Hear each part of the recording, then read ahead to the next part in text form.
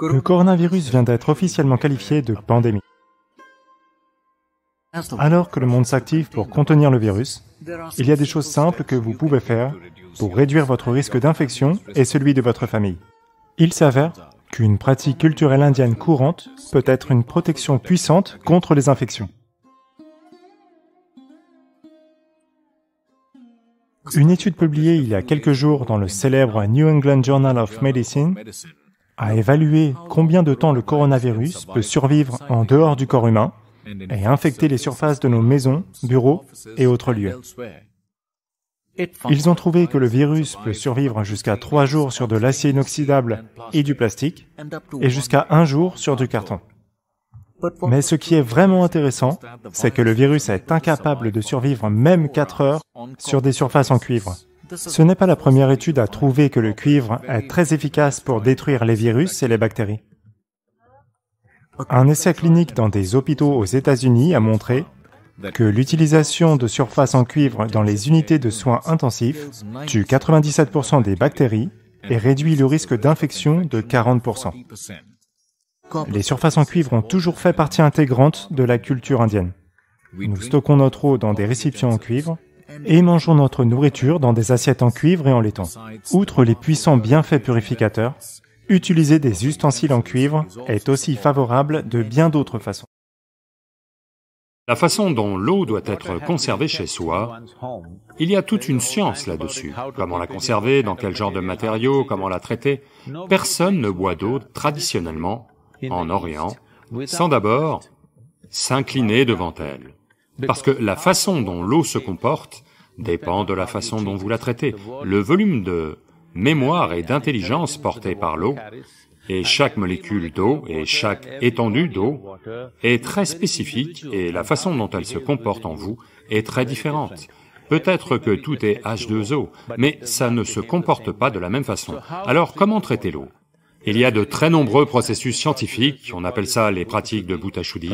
C'est une science immense à apprendre et à saisir, mais pour le dire très simplement, pendant la nuit ou pendant environ 6 heures, vous la conservez dans un récipient en cuivre et ensuite la buvez. Vous verrez, la sensation de l'eau est très différente et divers petits maux qu'ont les gens peuvent être guéris simplement en conservant l'eau dans un espace approprié. Un espace approprié signifie aussi qu'il est aéré comme il faut et la façon dont vous la traitez par-dessus tout. Vos émotions, vos pensées vis-à-vis de l'eau, en être conscient que ceci est un ingrédient majeur de qui je suis là tout de suite. Ce n'est pas une marchandise, c'est un matériau de fabrication de la vie.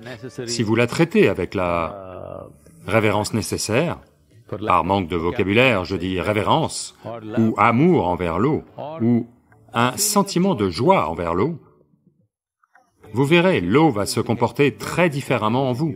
Juste en changeant l'eau qu'ils boivent et la façon dont ils boivent, j'ai vu beaucoup de gens se sortir de maladies chroniques rien qu'en faisant ça.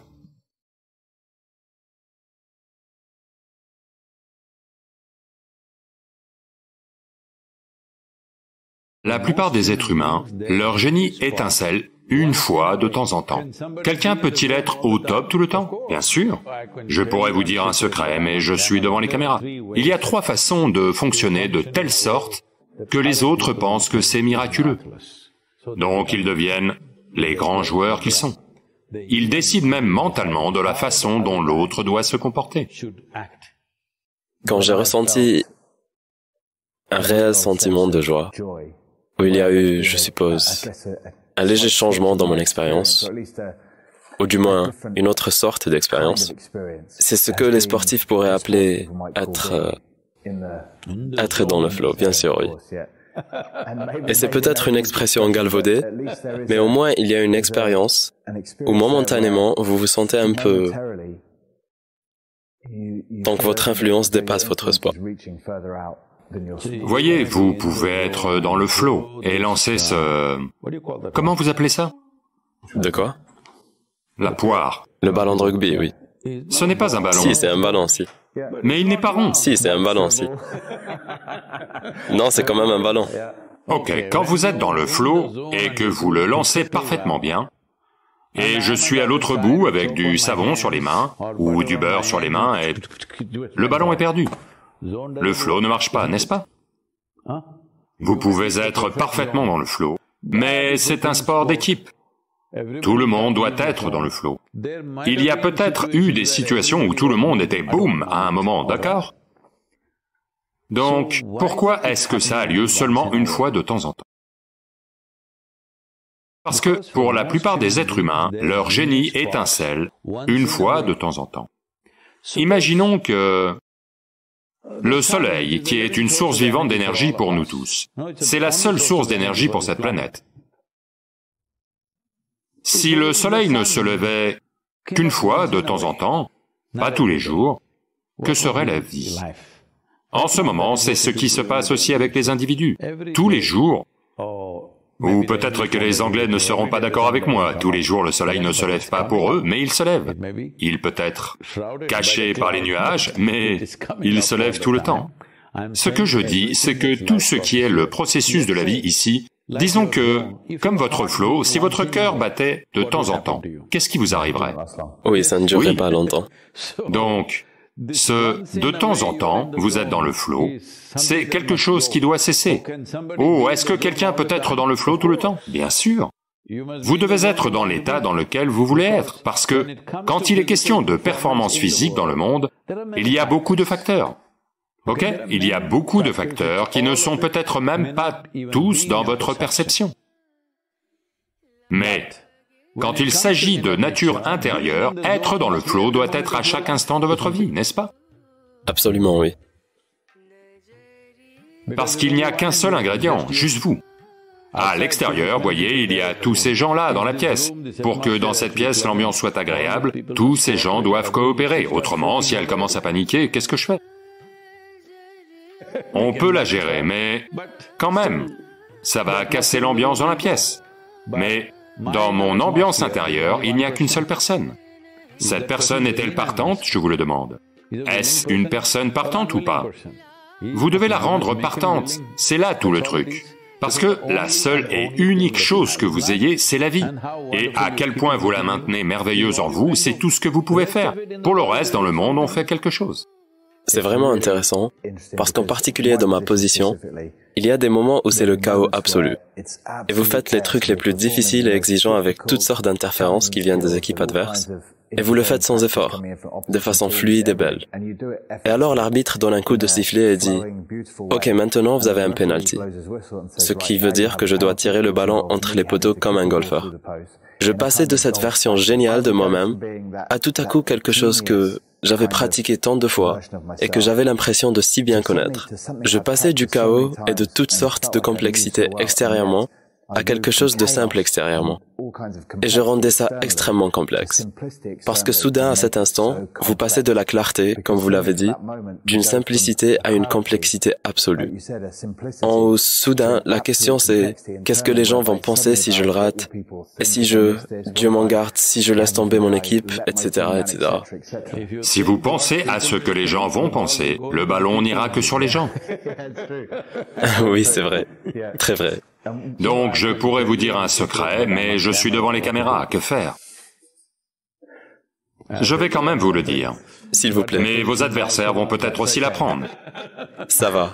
On s'occupera de ça en temps voulu. Quand vous voulez tirer cette balle morte, ce que vous faites, c'est que vous soufflez avec la bouche ouverte.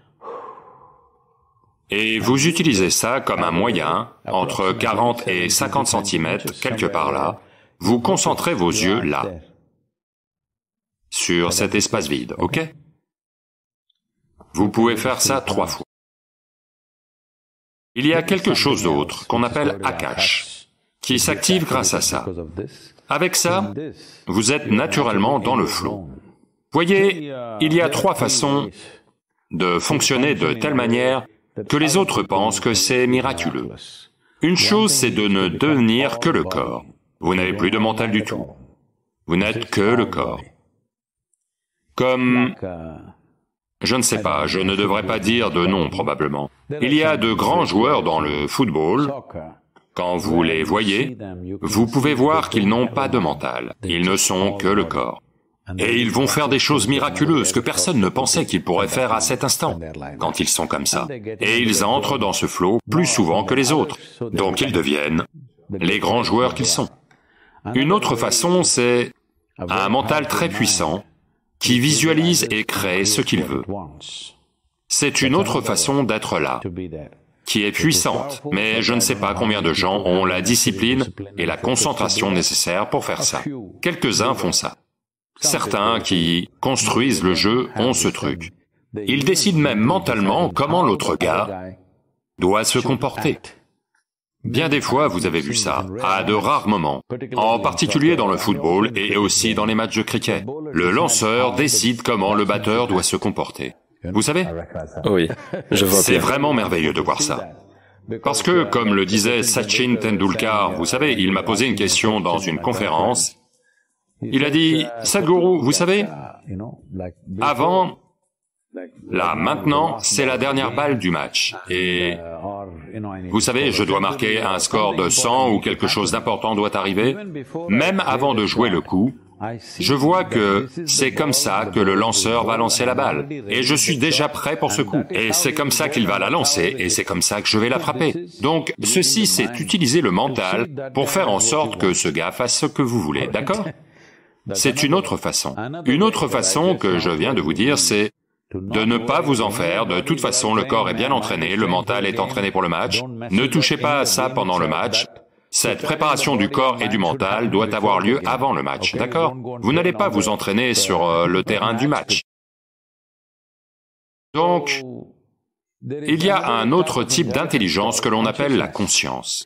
La conscience, c'est cette intelligence qui n'est pas souillée par votre mémoire. Le corps est plein de mémoire. Il a pris cette forme seulement à cause de sa mémoire évolutive, sa mémoire génétique, sa mémoire karmique, et ainsi de suite. À cause de la mémoire, ce corps a pris cette forme. À cause de la mémoire, votre mental a pris une certaine forme. Mais il y a une autre intelligence, qui n'est pas touchée par la mémoire, qui est la forme d'intelligence fondamentale et la plus puissante de l'univers.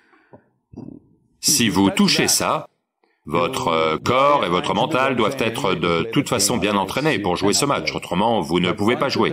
Mais une fois que vous touchez ça, vous jouez de telle façon que ça semble magique pour les autres. Personne n'a de réponse autour de vous. Il y a des tas de fois où certains sportifs en arrivent là. Consciemment ou non, le joueur y arrive et lui-même est très surpris. J'ai déjà vu ça, parfois, les joueurs de tennis, ils sont surpris. C'est moi qui ai fait ce coup. Ils n'y croient pas eux-mêmes parce qu'ils sont entrés dans cet espace. C'est pour moi très bien expliqué. Merci. Sadhguru, merci beaucoup d'avoir participé au podcast. Merci beaucoup. On ne peut vous souhaiter que le meilleur avec le mouvement Conscious Planet, Sauvons les sols. Et à coup sûr, on sera là pour soutenir. Pendant 100 jours, faites en sorte que tous les sportifs de ce pays disent quelque chose sur les sols. On va définitivement faire passer le message, c'est sûr. Et je vais m'impliquer aussi. Merci. Merci beaucoup.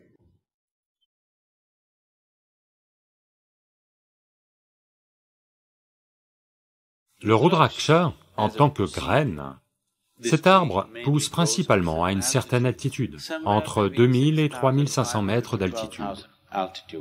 C'est là que pousse le Rudraksha, dans la région de l'Himalaya, et ces vibrations sont vraiment uniques. Si vous tenez un Rudraksha au-dessus de quelque chose de nature positive, il va naturellement tourner dans le sens des aiguilles d'une montre. Si vous le tenez au-dessus de quelque chose de négatif, il va tourner dans le sens inverse. Si vous le tenez sur quelque chose de neutre, il va osciller comme un pendule. Je veux vous montrer ce qu'il fait, d'accord? Ceci est juste du papier, d'accord? Vous avez entendu parler du Rudraksh tournant dans le sens horaire ou anti-horaire, d'accord? Vous devez me dire dans quel sens il tourne.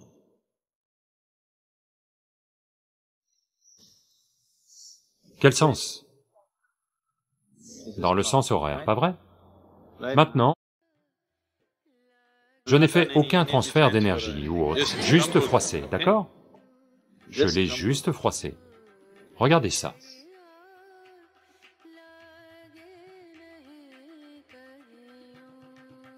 Qu'en est-il? Donc, je ne sais pas s'ils vous l'ont dit, je suis sûr que vos parents ont dû vous le dire. Tes vêtements doivent être pliés et rangés comme il faut, tes draps doivent être pliés et rangés comme il faut. Ceci est la différence que ça fait dans votre vie. Dans ce pays, on nous a toujours dit, après t'être levé le matin, si tu ne plies pas tes draps, des diables vont venir danser dessus, des démons vont venir danser dessus. Et ensuite, en allant te coucher le soir, dans ce genre de drap, ça va affecter ta vie. Et ceci est juste une façon dialectique de l'exprimer, et c'est vrai. Ce qu'on appelle un diable ou un démon est une forme de vie négative. Ce qu'on appelle le divin est une forme de vie positive. Ce qui vous soutient, ce qui vous enrichit est divin. Ce qui vous affecte de manière négative est un démon. Donc rien que ce papier, rien que si vous le froissez, il attire la forme négative de l'énergie. Si vous le pliez comme il faut, il devient positif. C'est pour ça qu'absolument tout, comment la maison doit être ou placer quoi, je ne sais pas, ces jours-ci, tout ça disparaît, on se fie à l'esthétique moderne. Autrement, si ma grand-mère était là, tout, ou chaque chose doit être, tout, doit être d'une certaine manière. À la maison, en y entrant probablement, si votre mère vient d'une maison traditionnelle, si vous entrez dans la cuisine, le sel et le tamarin sont toujours conservés ensemble, jamais séparément. Vous savez ça? Est-ce le cas, toujours maintenu? Oui, parce que toute cette conscience, malheureusement, n'est plus qu'une tradition. C'est beau que ce soit devenu une tradition, mais sans donner aux gens la compréhension nécessaire du pourquoi c'est ainsi, simplement faites-le, au bout d'un certain temps, quelqu'un arrive et dit « Pourquoi devrais-je faire ça? Je vais mettre le tamarin sur ma tête et le sel ailleurs. » Ce n'est pas comme ça que ça marche. Toutes ces choses ont quelque chose à voir avec la façon dont vous vivez.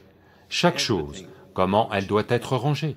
Donc toute la science consistant à voir comment cet être humain peut fonctionner au pic de son dynamisme, même un simple paysan dans ce pays la connaît, sans la connaître. Vous savez? Il ne la connaît pas intellectuellement ou consciemment, mais il sait simplement c'est comme ça que ça doit être fait. Parce que l'ensemble du système yogique a été transposé sous forme de culture et donné aux gens, parce que les gens ont vu qu'il était impraticable d'enseigner chaque aspect à chaque être humain sur la planète. Donc faites-en simplement une culture et laissez-les faire. Je veux veiller à ce que dans quelques générations, tout comme les mères apprennent aux enfants à se brosser les dents, le yoga fasse simplement partie de leur vie. C'était le cas auparavant. Par le passé, Agastya Muni a fait ça dans toute la péninsule sud, afin que dans chaque foyer, chacun sache comment permettre à cet être d'atteindre son plein potentiel. Donc ces choses ont été rendues conscientes, une chose simple comme celle-ci. Beaucoup d'entre vous qui font déjà des asanas depuis au moins 6 mois maintenant, vous pourriez en faire l'expérience. Vous prenez 2 chemises, d'accord? À l'une, vous faites ceci, les 2 lavées propres. Faites comme ça et laissez-la 3 jours. Une autre soigneusement pliée et laissez-la là. Au bout de 3 jours, mettez-en une, fermez les yeux et sentez. Mettez l'autre, fermez les yeux et sentez. Regardez juste quelle sensation ça donne. C'est très différent. Donc chaque aspect a été incorporé à la vie. Donc ce que vous voyez comme cette culture, parce que ceci est une terre sans Dieu, c'est une terre sans religion, c'est juste une certaine science transmise sous forme de culture. Du fait de diverses distorsions, cette science est devenue complètement déformée. La rétablir n'est pas facile dans l'ensemble de la société. On veut la rétablir chez au moins quelques personnes, en espérant qu'elles seront capables de la communiquer au reste de la société à un certain moment à l'avenir. Si on produit 1 millier de personnes qui véritablement perçoivent, comprennent et vivent de cette façon, je suis sûr que ce millier de personnes peuvent la transmettre à 1 million de gens. Ce million de gens peut la transmettre à bien plus de gens. Et il se pourrait qu'ils produisent encore bien plus de gens capables de recevoir cela, et des choses pourraient avoir lieu.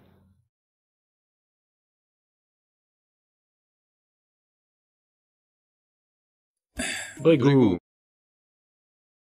était un des Saptarishis. Il a regardé l'avenir.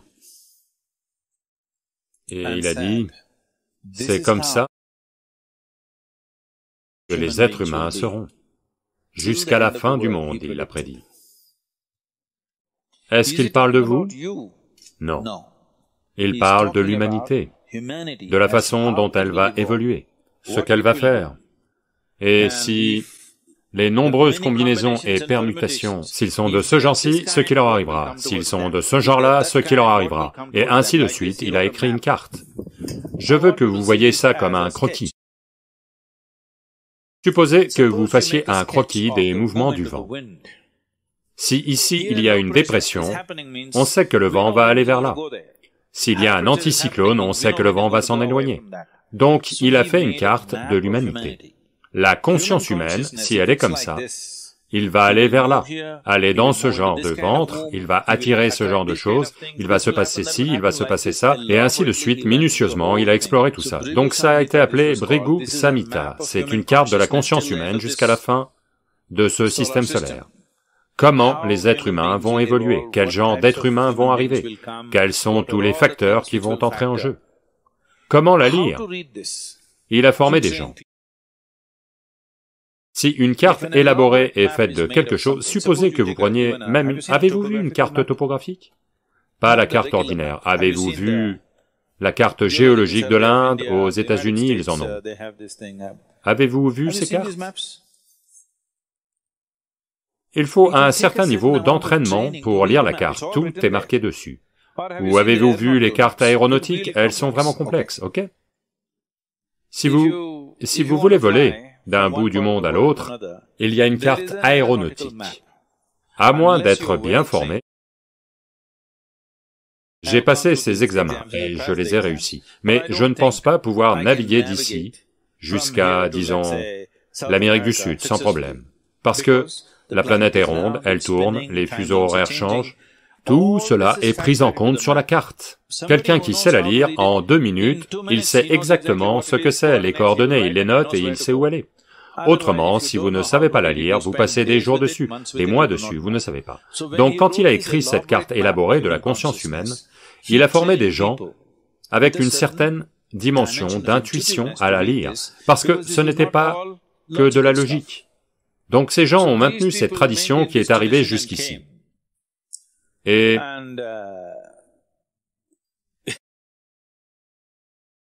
peu importe à quel point vous êtes sceptique, ce que vous êtes, ils vont vous dire des choses en face qui vont vous faire vous sentir bête, ok? Et c'est vrai, malheureusement.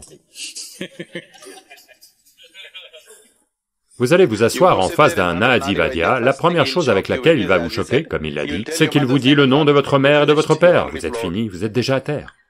Comme vous arrivez d'ailleurs, peu importe.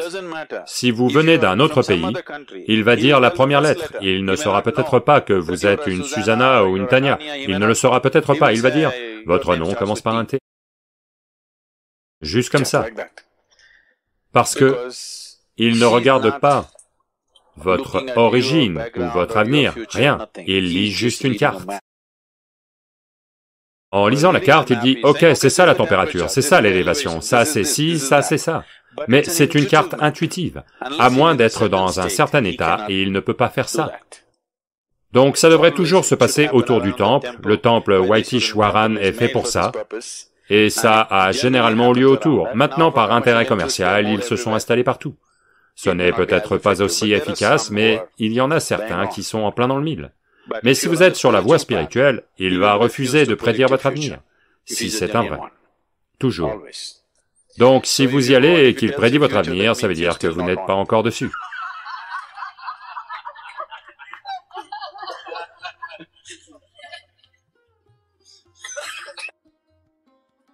Donc,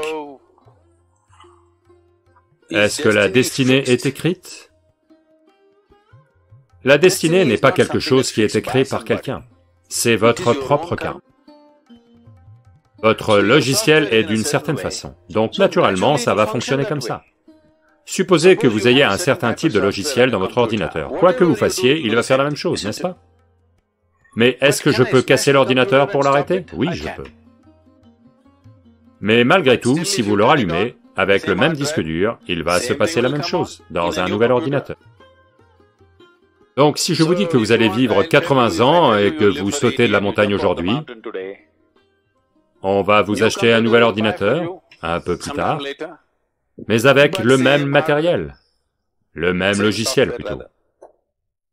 Il va se passer la même chose, rien de neuf. Donc il regarde cet aspect de la vie et essaie de l'interpréter en termes physiques, ce qui est une interprétation, qui peut contenir des erreurs, toujours. Cette interprétation n'est peut-être pas toujours juste. Mais la lecture fondamentale, quelle est l'altitude, quelle est ceci, quelle est cela, est juste. Comment l'interpréter est l'expertise d'un individu. Tout le monde ne peut pas l'interpréter de la même manière. Donc toute cette science s'est développée, Bhrigu Samhita, mais si vous êtes sur la voie spirituelle, ils vont refuser de prédire, parce que pas de lecture pour vous. Vous n'êtes pas dans cet intervalle.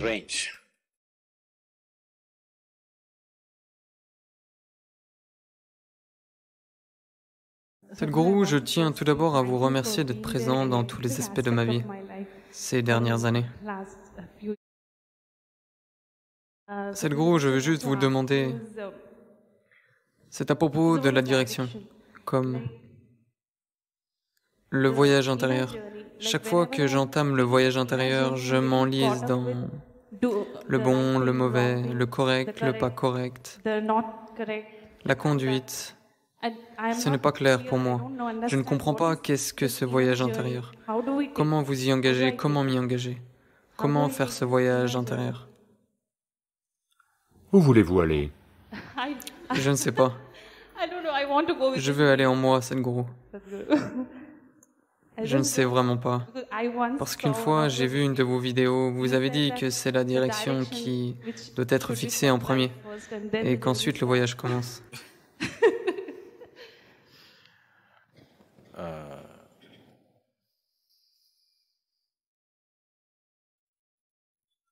Maintenant, il faut qu'on comprenne bien ça, parce que le voyage intérieur, pour faire un voyage, vous avez besoin de distance. Oui, vous comprenez ce que je dis? Pour faire un voyage, vous avez besoin de distance. Sans distance, il n'y a aucun voyage. À quelle distance êtes-vous? À quelle distance êtes-vous? Je veux savoir. Donc, s'il n'y a pas de distance, comment allez-vous faire un voyage? Quelqu'un vous arnaque.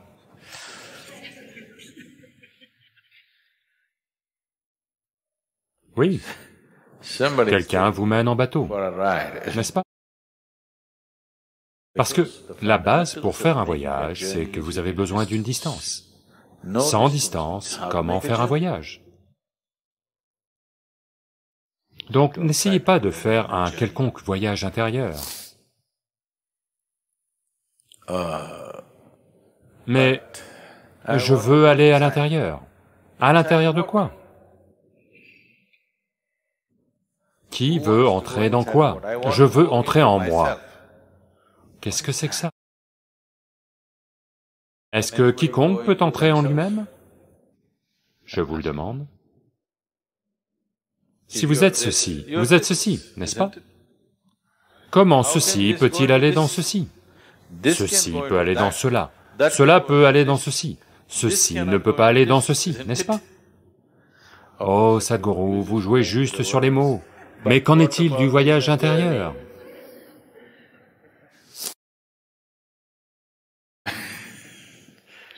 Il n'y a pas de voyage intérieur.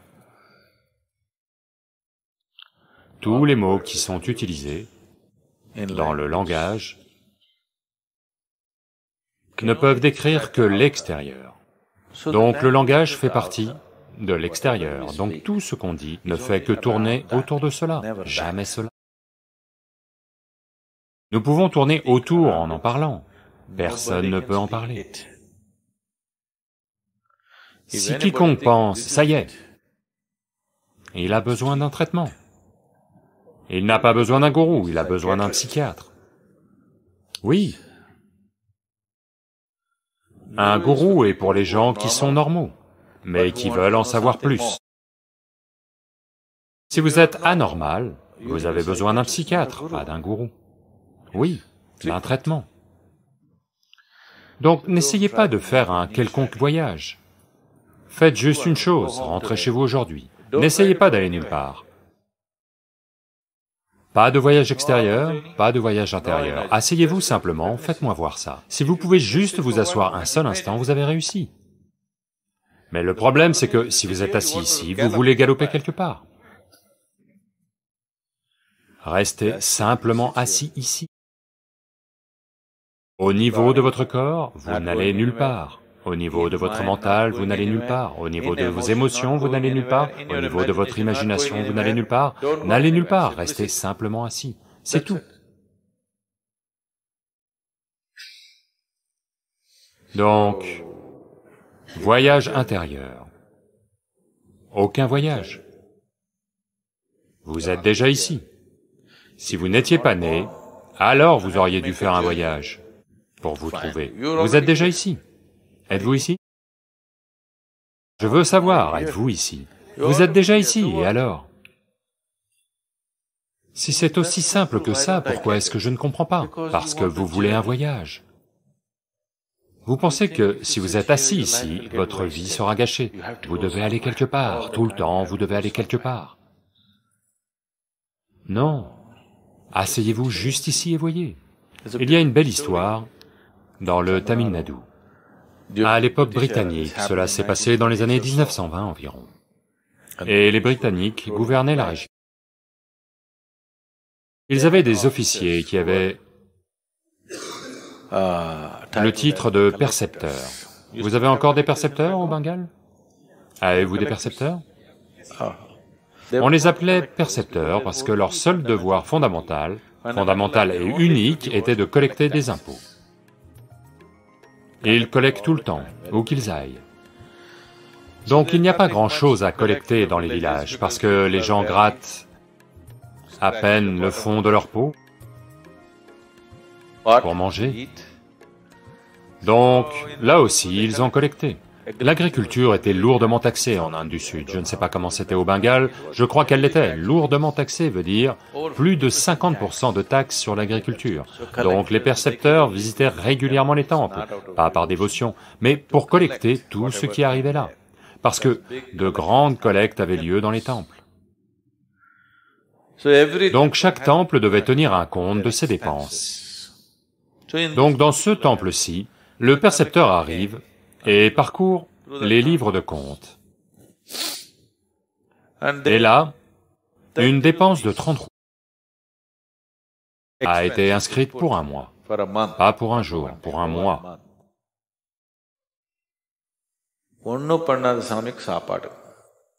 C'est-à-dire, un homme qui ne fait rien, de la nourriture pour lui, 30 roupies par mois.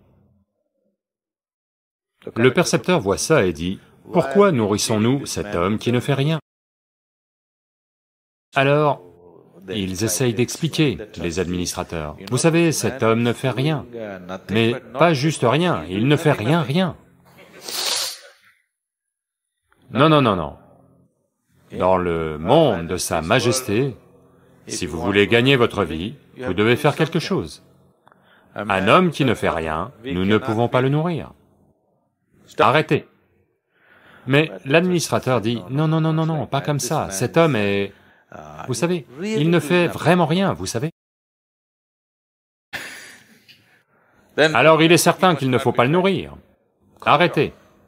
Nous ne pouvons pas nous permettre de dépenser 30 roupies pour cet homme qui ne fait rien.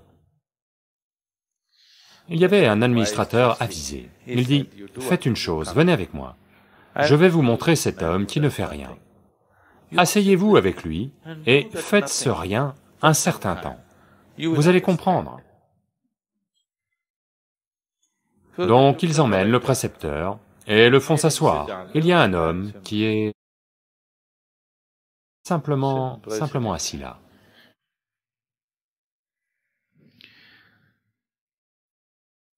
Le percepteur arrive, ils lui disent « Asseyez-vous et ne faites juste rien pendant 5 minutes. Voyez simplement comment c'est. » Alors le percepteur, où est le problème? Moi aussi, je ne vais rien faire. Il s'assoit.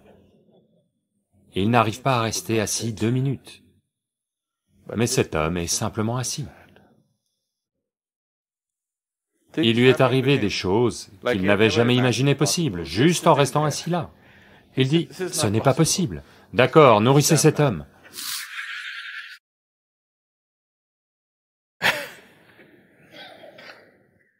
Donc, ne rien faire n'est pas une chose simple. C'est la chose la plus simple. Oui, la chose la plus simple au monde est de ne rien faire, n'est-ce pas? Mais à l'heure actuelle, vous avez tellement investi dans la direction opposée, ça a pris de l'élan. Maintenant, inverser cela et ne rien faire, ça semble être une chose impossible. Donc, vous voulez faire un voyage intérieur aussi maintenant. Supposez qu'il y ait trop de circulation là-bas, qu'allez-vous faire? Non, supposez qu'il y ait trop de trafic et qu'il y ait des embouteillages, qu'allez-vous faire? Si vous essayez de faire un voyage, il y a des problèmes de circulation, n'est-ce pas? Tous les autres problèmes vont se poser. Et si le feu passe au rouge, qu'est-ce que vous faites? Donc, ne faites aucun voyage. Ne compliquez pas une chose qui est si simple. Comprenez simplement que vous êtes un fragment de vie. Vous n'êtes pas une pensée, vous n'êtes pas une émotion, vous n'êtes pas de la chair, vous n'êtes pas des os, vous êtes juste de la vie. Rappelez-vous-le constamment. Je suis juste de la vie. Toutes ces choses me sont arrivées. Le corps m'est arrivé, les pensées me sont arrivées, les émotions me sont arrivées, le mariage m'est arrivé, les enfants me sont arrivés, mais je ne suis qu'un fragment de vie. Est-ce vrai? Ou est-ce que je vous excite avec des fantaisies? C'est vrai? S'il vous plaît, vivez simplement avec la vérité, le reste aura lieu. Vivez simplement avec la vérité, tout le reste aura lieu. Vous vous mentez juste à vous-même tout le temps. Toutes sortes de choses qui ne sont pas vraies. Tout le temps, voyez-le s'il vous plaît. De combien de façons vous vous mentez? S'il vous plaît, regardez-le sincèrement. Arrêtez juste les bêtises. Tout est ici. Qu'y a-t-il là? C'est la chose la plus simple. Mais vous ne voulez pas être simple, vous aimeriez être un peu compliqué, n'est-ce pas? La simplicité ressemble à de la stupidité, mais ce n'en est pas. Tout ce qui est profond est simple.